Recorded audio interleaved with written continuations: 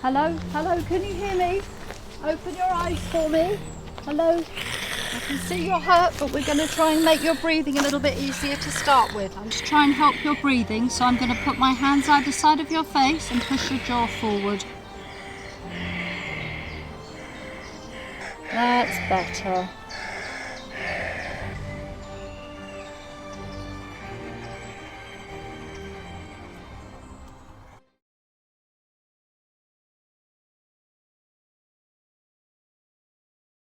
Airway management is about the most important skill a first aider should understand and be able to provide.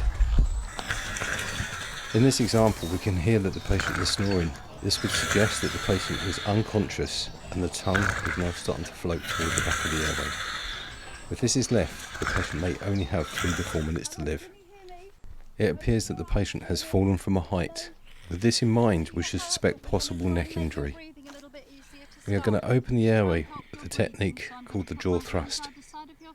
This just pushes the jaw forwards, and as the tongue is connected to the inside of the jaw, this will open the airway, but it will avoid any movement of the C-spine, which is the first 7 vertebrae of the spinal column.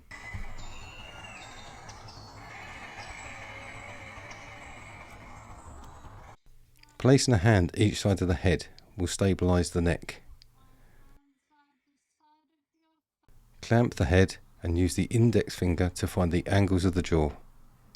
Push the jaw forwards until you can feel that the jaw will not go any further.